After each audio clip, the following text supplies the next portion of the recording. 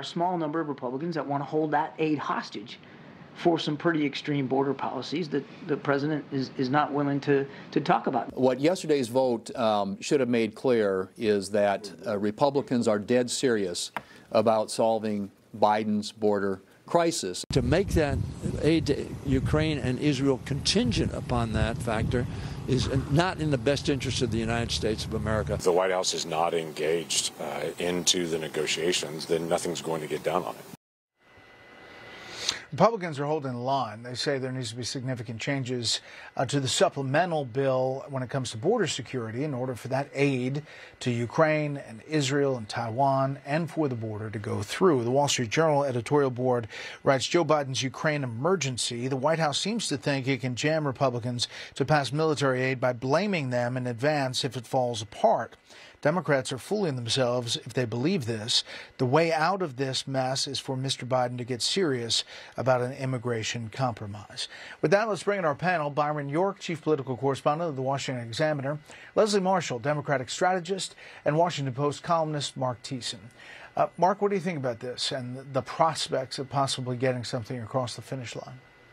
It'll happen. I mean, this is how legislation always happens. They're not asking for a clean Ukraine funding bill. They're attaching it to aid to Israel, and Republicans are attaching border security, and something's going to come out of it.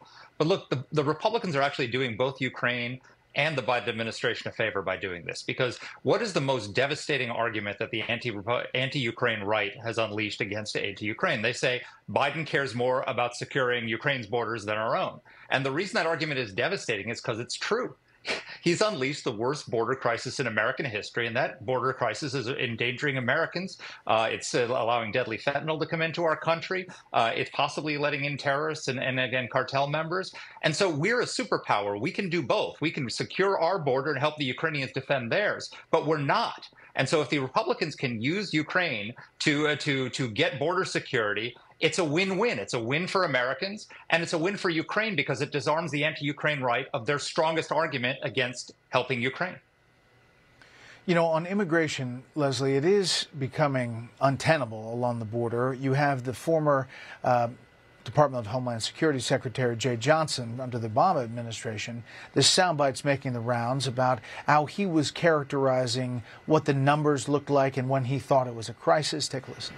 So truly in a crisis, and then you look at the record-setting days recently, you've got 12,000 on December 5th, 10,200 migrant apprehensions, 22,000 migrants in custody, and then broader in the presidential term, if you look under President Trump, all of the migrant encounters for the entire Trump presidency, 2 million, more than 400,000. Now, this is just through October 2023, 6,533,000. The numbers are staggering, Leslie. The numbers are staggering, but let's keep in mind it's not any president of the United States, Democrat or Republican, who has the power with this multifaceted problem in our immigration system to put other than a little Band-Aid on it, and that's Congress. Democrats and Republicans are in power now, and what Republicans are doing, you know, Mark and I disagree mostly. I will agree with the first thing he said, which is this is how legislation is done. But it is really sad that this is what Republicans are doing. You're talking about giving Russia time, if you will, and giving them an upper hand. Some could argue that with Israel and Hamas, which has been argued with the ceasefire. And I really find it unconscionable that they're attaching this. Foreign policy and immigration are two different issues. I don't care who president is or what party they're part of. And quite frankly, what Republicans are doing, let's be very clear, it's an election year. They're losing more and more people in the House. And immigration is a winning policy for Republicans. It's something that concerns voters on both sides of the aisle, and that's why they're attaching this, and that is just wrong. These are issues that need to be addressed, but they need to be addressed separately. I agree with Steny Hoyer's comments. Okay, but I will say, Leslie, and I'll point to Byron, this was attached to the supplemental by the president. The border security is a part of the supplemental. It just was weak in the eyes of Republicans, and they believe if you're going to sign on to all of this aid, including a big number for Ukraine, which they have a problem with in their caucus, then they're going to get something for it and toughen up the border security measures in this bill. Indeed, the White House are the ones who included the border measure in this big supplemental request for Israel, Ukraine, Taiwan, and the border. And a lot of the money that the White House wanted was to accommodate and expedite and process the millions of illegal border crossers who are being allowed to stay in the United States. I think everybody agrees this is a bad way for Congress to do work. One, the border is this incredible crisis. Bill Melugин's Twitter feed is just terrifying. He's doing great reporting on the border, and you're seeing how many people are coming over. And then the question of Ukraine deserves a real debate. The Washington Post did a series this week on why the counteroffensive failed in Ukraine, and it showed American officials disagreeing with Ukrainian military officials on how it should be done, what strategy, believing that it would probably fail, encouraging it to go ahead, and now the president is asking for a lot more money to maybe last him through the next presidential election. That's the kind of thing that Congress should be debating by itself.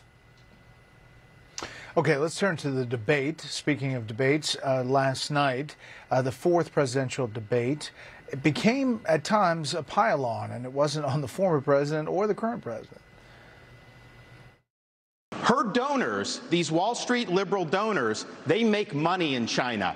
They are not going to let her be tough on China, and she will cave to the donors. First of all, he's mad because those Wall Street donors used to support him, and now they support me. Nikki is corrupt. This is a woman who will send your kids to die so she can buy a bigger house. This is a smart, accomplished woman. You should stop insulting her. So I'm going to take this. Love all the attention, fellas. Thank you for that.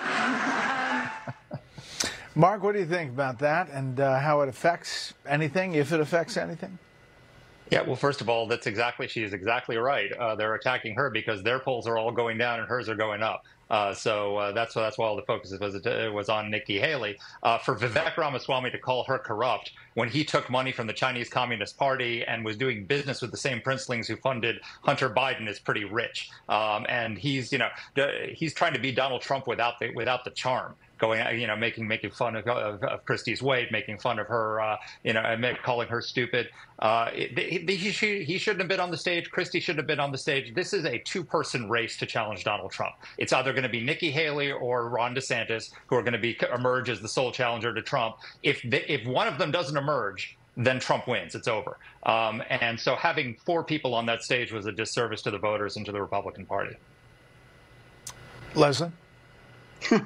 I agree with you, Mark, that two of them shouldn't have been on the stage, but I'll go further and say all four of them shouldn't have been on the stage. Let's be honest. None of these four will be the nominee. None of these four will be the second, the VP on the ticket with Donald Trump. And I want to thank them as a Democrat because they didn't talk about the issues largely. And what the distraction was the attacks on each other, Chris Christie wanting to date Nikki Haley clearly. I mean, it was very lovely for we Democrats because I think Joe Biden came out a winner in all of this. And if anything, except for Chris Christie's attack, Donald Trump did as well.